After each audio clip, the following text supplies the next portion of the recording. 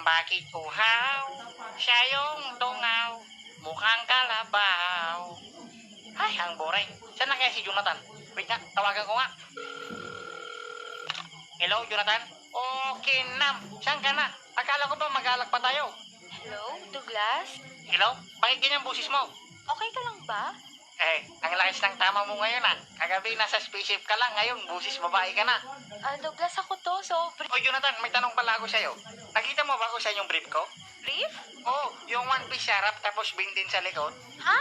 Yung may butas ngayon sa harap para pag ko kahit di ko natanggalin. Hindi ko alam kung saan na yun Yun na lang kasi yung natirang brief ko. Sabi ko naman kasi sa'yo, dapat pinapaalam mo kung gagamitin mo.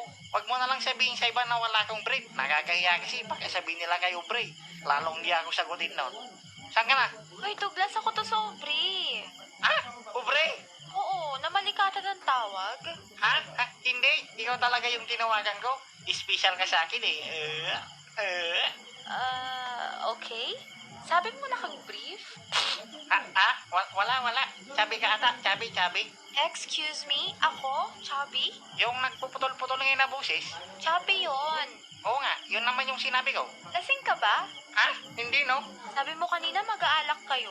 Saka halata sa boses mo, no? Pre, hindi ako lasing. Pagod lang ako kakainom. Hay nako, Douglas. Paano may expect na sasagutin kita kung di mo nga magawang baguhin yung simpleng bagay sa buhay mo? Pre, get me explain. Bahala ka, Douglas. Wag mo hintayin na ikamatay mo pa yung sobrang pag-inom mo. Bye na nga. Nagalit na naman sa akin si Aubrey. Kawawa naman ako. Nay, bakit walang laman yung alak ko? Nya, Nay, nakatulog ata ako Ay, Okay, Nam. Sino ka? ako, si Kamatayan. Kamaatan. Kamatayan. Kayamatan. Sundo na lang tawag mo sa akin. Sundo? Oo, dahil ako ang naghahatid sa mga ligaw na kaluluwa. Nakakatakot, di ba? Ang sipag mo naman. Buti hindi ka tinatamad. Minsan kasi ako, kahit tambay ako, wala akong trabaho. Tinatamad pa rin ako Pero nung isang araw, nag-apply ako ng trabaho doon sa my grocery. Sa tapat ng 7-Eleven sa palengke. Yung malapit sa sakayan ng jeep, papuntang simbahan, alam mo doon? Hindi. Sabi sa akin ng boss ko, sigurado ka na ba na ready ka sa trabaho to? Sabi ko naman, wait lang, pag-isipan ko. Tapos sabi niya, tanggap ka na, pwede ka nang pumasok bukas, basta bawal ang alak.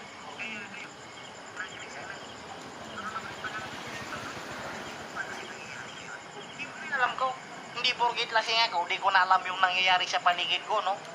Okay, sorry. Ano bang nangyayari ngayon? Isa ka ng ligaw na kaluluwa, Douglas. Paano mo nalaman yung pangalan ko? Nandito ka sa listahan Sunduin daw kita mga 4:30 ng madaling araw. Isa akong ligaw na kaluluwa? Oo, tingin ka sa likod mo.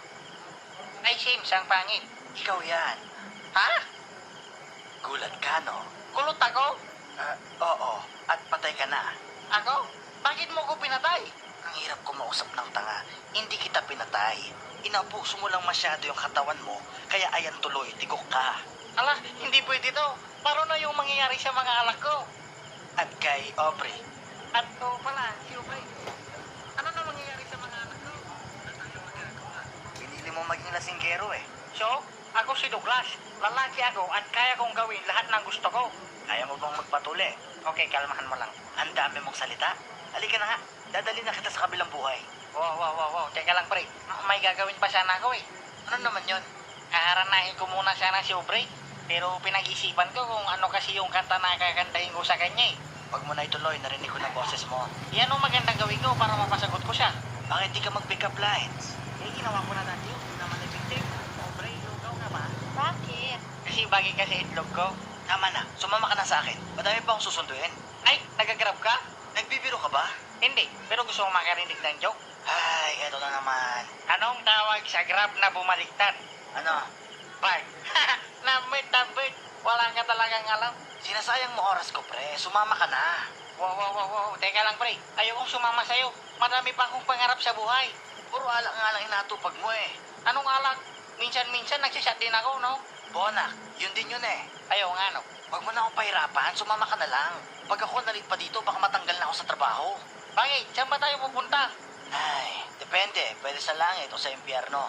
Ha? Feeling ko sa langit mo ako dadalhin, di ba? Sobrang bait ko kasi, di ba? Sige. Parang di ka sigurado ah. May requirements kasi pag mapupunta ka ng langit. Dapat mabuti kang tao.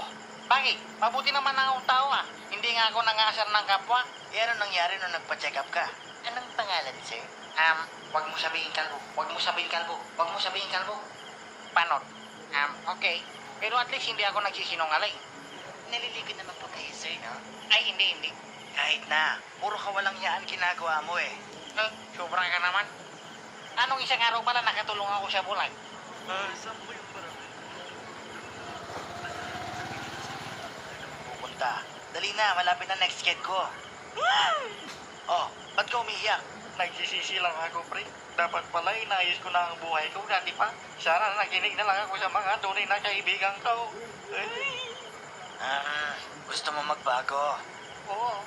Titigilan mo na yung alak. Minsan. Anong minsan? Oo, titigilan ko na. Sige na nga, pagbibigyan kita. Hindi pa kita susunduin ngayon. Bibigyan pa kita ng oras para ayusin ang buhay mo. Oo, talaga?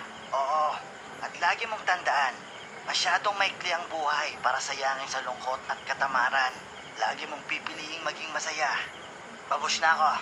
Oo, thank you, kamahatan. Promise, hindi na ako. Minsan lang ako basta hindi na. Ha? Bumalik na ako sa katawan ko. Yes! Wait lang, tawagan ko si Aubrey. Makinig ka. Nakausap ko si Kamatayan kanina. Binigyan niya ako ng second chance. At gusto ko lang sabihin sa'yo, sorry kung masyado akong naging sakit sa ulo mo. Alam ko, di mo ako sinasagot dahil sobrang adik ko sa alak. Or dahil sa wala akong trabaho.